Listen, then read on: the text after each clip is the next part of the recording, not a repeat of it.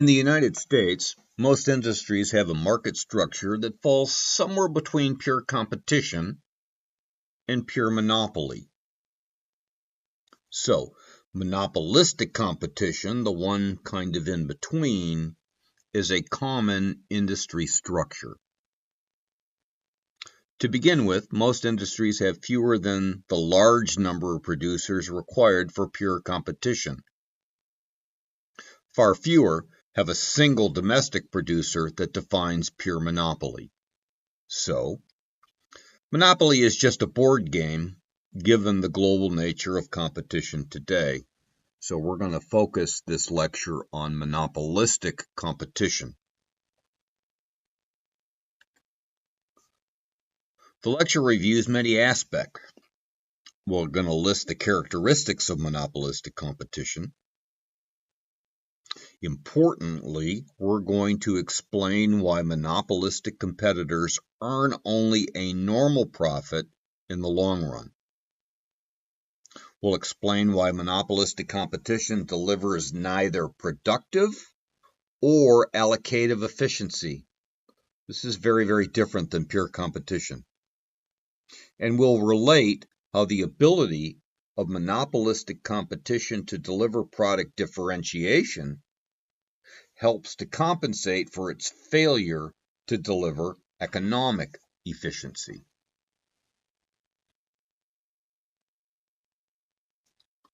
Monopolistic competition is characterized by having a relatively large number of sellers with relatively small market shares. Monopolistic competition has a fairly large number of firms, from 25 to 70, but not by the hundreds implied in pure competition. Due to the relatively large number of sellers, there is no chance for collusion to restrict output or set prices. Further, it's relatively easy for firms or startups with entrepreneurs to enter the industry. The human talent and capital requirements to enter are large, but they're not overwhelming. Sometimes entry is restricted due to existing firms having trade secrets or trademarks. Just as important, unprofitable businesses can exit the market by having a going out of business sale. So firms can come in and go out of this particular sector or industry relatively easy. Relatively is an important point, easy. There are differentiated products within the sector, which allow the firm some pricing power. A single firm may realize a modest increase in sales by cutting its price, but the effect of that action on competitors' sales will be nearly imperceptible and will probably trigger no response. This is really, really different from oligopoly, which we'll look at in another lecture. So the competitive response in this particular monopolistic competition is not as, quote, strategic as it is in oligopolies. The firms in monopolistic competition compete based on things like perceived and real quality, styling, variety, and the location of their business within a city, state, or region. As a result, competition among monopolistic competitors often occurs on the basis of non-price factors, like advertising that promotes brand names.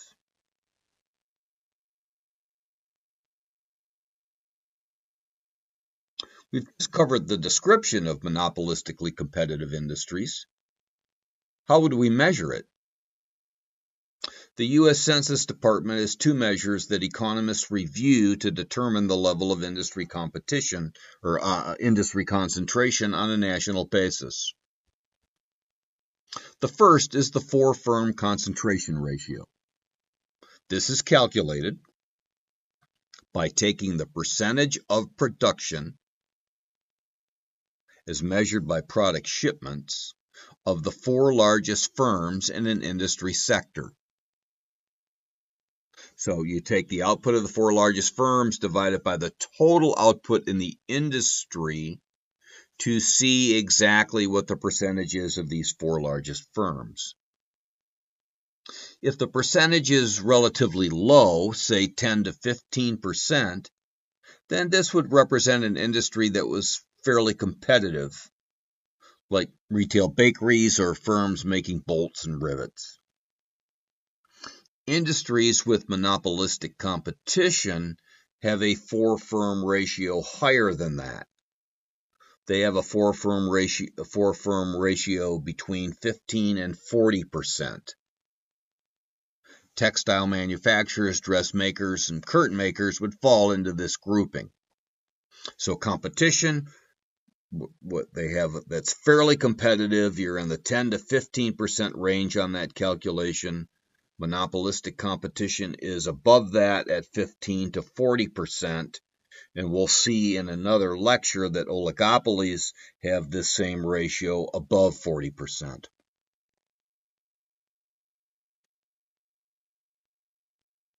The other calculation is the Herfindahl index. This is calculated by taking the sum of the squared market shares for all firms in the industry. So you take the share of the first firm and square it, the share of the second firm, the third firm and square it, the fourth firm and square it, and so on. And then you add them all up. The larger the number, the more concentration there is in the industry.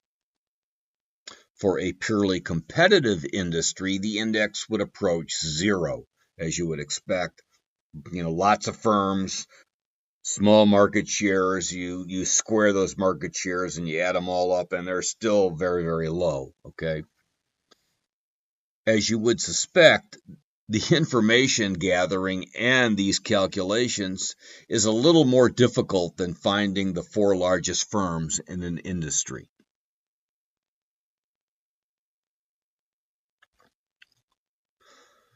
This table is a representation of industry economists would classify as monopolistically competitive.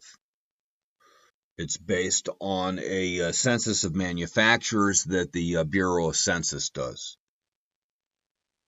On the left, you can see that the textile industry has a four-firm concentration ratio of 30 and a Herfindahl index of 360.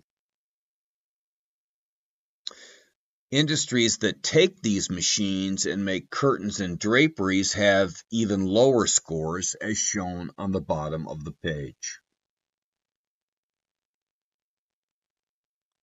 All industries listed on the left-hand side have four-firm concentration ratios greater than 14%. So they say the cutoff is 15. This one shows 14. That's fine. You would define all of the ones on the left as monopolistically competitive.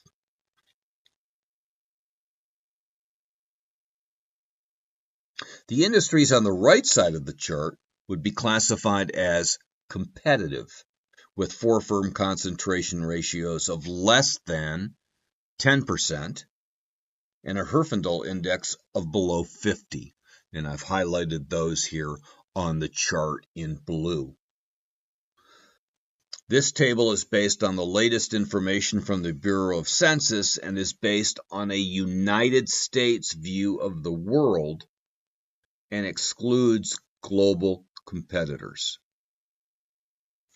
So the Census Bureau information is good, but limited, and does not consider firms that produce outside of the United States and sell in the U.S. market.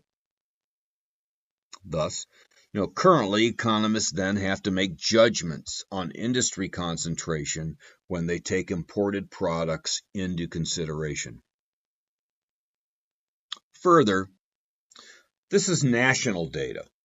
In some regional markets, there may be much more concentration than national statistics would reveal, especially among gasoline stations, grocery stores, drugstores, and hospital services. So you have to really, as you're looking at this, always remember it's national, it is domestic U.S., and as we evolve through time here, it may not reflect the realities of the global marketplace or of some concentration areas within states or with cities at a local level.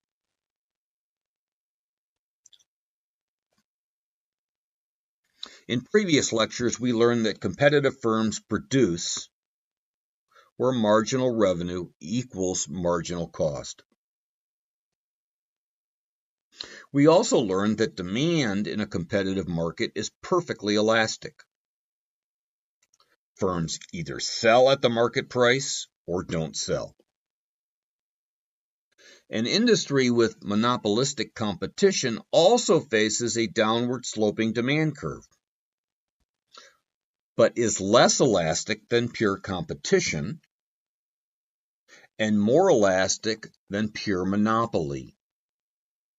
Why? Because a monopolistic competitor faces competitors that have close substitutes. Remember, the larger the number of rivals, the more elastic is demand. Monopolistic competitors operate their business again where marginal revenue equals marginal cost, a level where they hope to make a profit in the short run. We'll take a look at this graphically on the next slide. But here is the key learning from a monopolistically competitive industry. In the long run, there is only a normal profit. Firms will enter or exit an industry depending upon the level of profit that exists until such time there is only a normal profit. The key word here is the long run. It may take some time to get there, if ever. Okay, so this is giving you a little bit of theory here on the long run. Sometimes that just never happens, and we're gonna take a look at a graph here. So you need to understand that this is a theoretical basis of what happens in a monopolistically competitive environment. And I want to also emphasize here the point at the bottom of the chart of, again, what normal profit is. Normal profit is the payment made by a firm to obtain and retain entrepreneurial ability. That is different than economic profit that we'll look at on the next slide.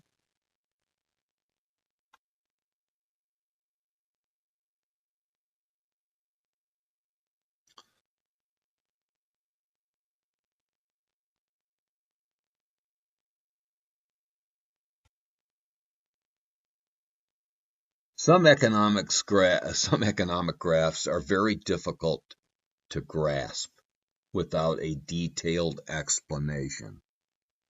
This is one of them. So let's take it from the top. First, we're looking at the short run. And we are looking at a monopolistically competitive industry that is making an economic profit, as shown by the green shaded area. Recall that economic profit is the total revenue of a firm less its economic costs, which include both explicit or accounting and implicit opportunity costs. If there is economic profit, then there is no other use that resources can be put to that would earn a larger profit for this industry. Now let's look at the firm. the firm's marginal revenue curve does not equal the demand curve at D1, due to the fact that they can differentiate their price from the close substitute or from their competitors.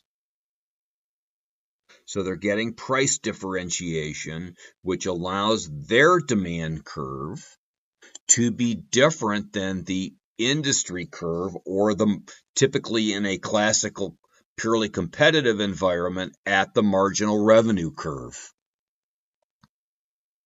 simply because of this product differentiation. Think brands, think product mix in terms of changes here that allow them to have that curve at D1. The firm still produces the quantity of Q1 at the price P1, where marginal cost does equal marginal revenue. However, because their differentiated price is above the average total cost of the firm, represented by the red line, the firm makes an economic profit, the green area. Note, however, that the firm is not producing at its lowest point on the average total cost curve, identified by the blue arrow. Monopolistic competitive firms can produce their profit-maximizing output, not at what the market dictates. In the short run, all is good. We have a firm making an economic profit. In the short run, all is good. We'll see in the next chart a little different story.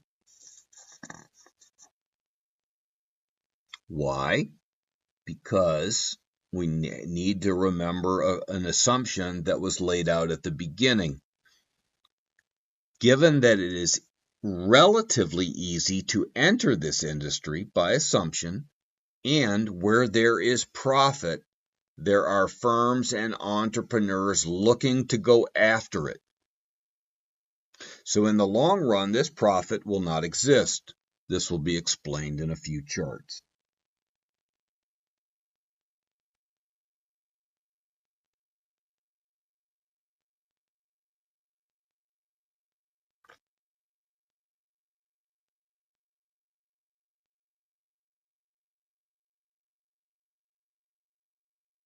Now, let's take a look at the same industry from a different perspective. All of the factors are the same, except for one very important assumption. Here, we start out with more firms in the market competing for the same customers. Thus, demand for the firm in the short run is no longer at D1. Why? In this example, there are more competitors.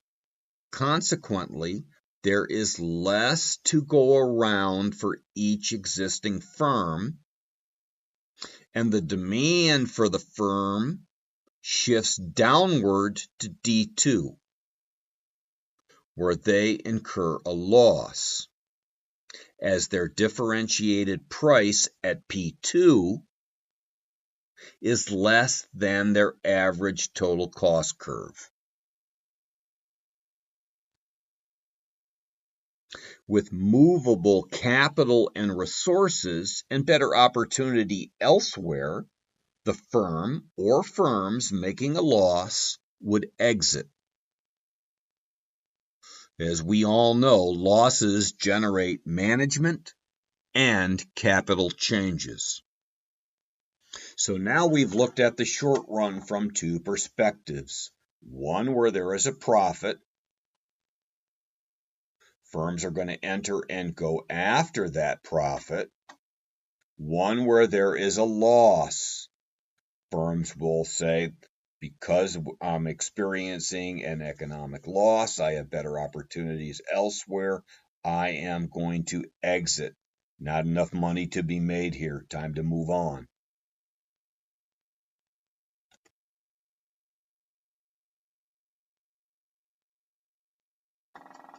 Now, the long run.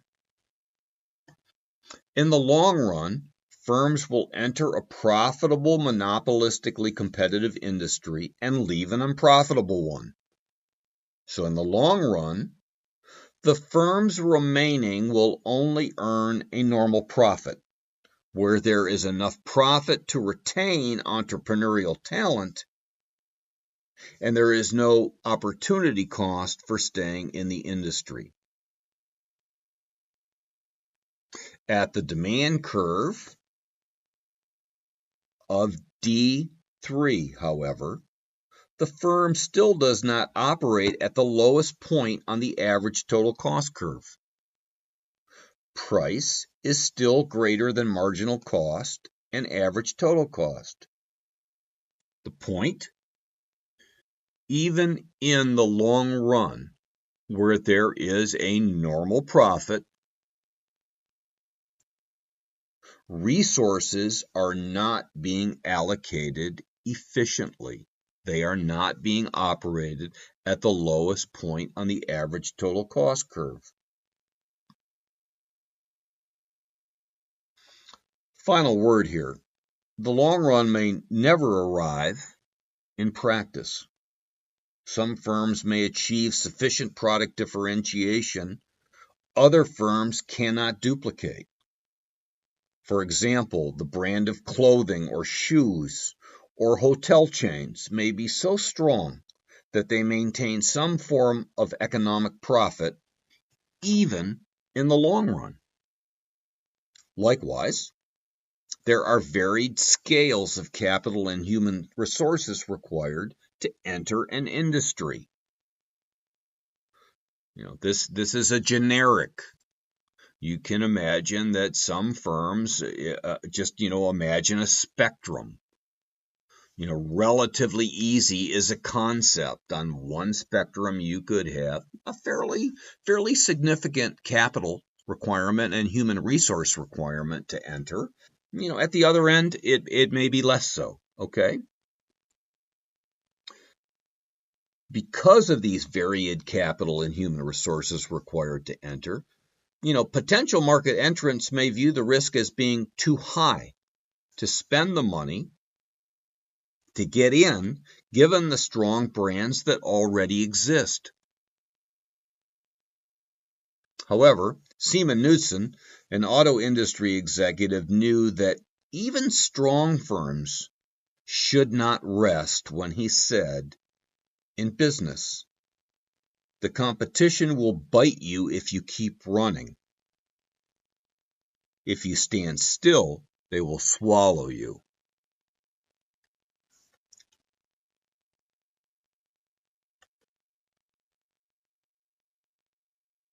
Is monopolistic competition efficient? No. Not as an economist would look at it.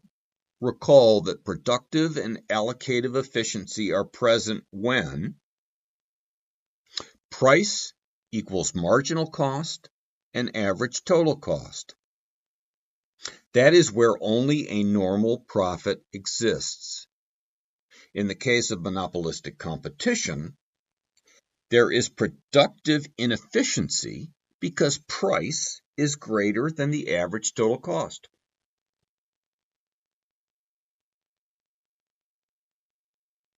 Not enough resources are being allocated to the product because price is too high. There is productive inefficiency because price is greater, like I said, price is greater than average total cost. The particular good is not being produced in the least costly way. There's also excess capacity. Capacity that could be used to make more by producing at the minimum average total cost. Many monopolistically competitive industries are overpopulated with firms, each operating below optimal capacity. For example, in most cities, there is an abundance of small motels and restaurants that operate well below half capacity. So what have we learned up until this point? This is not pure competition. This is monopolistic competition. There are inefficiencies. They are not producing at their minimum average total cost because they can differentiate their products and get that price and restrict that output.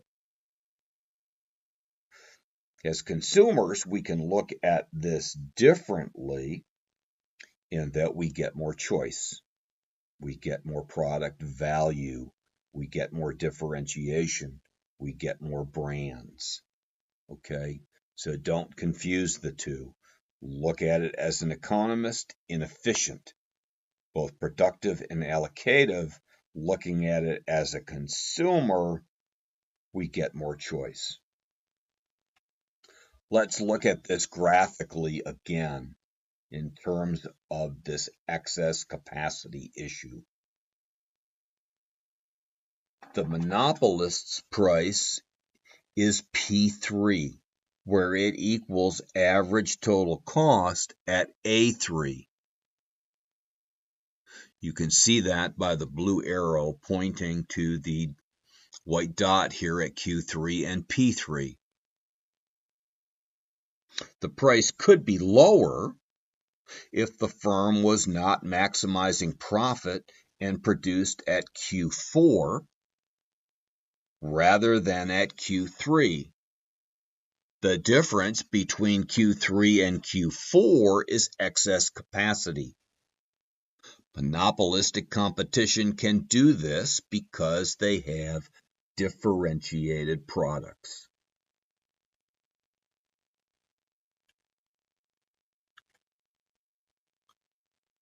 An economist would say this structure is not efficient.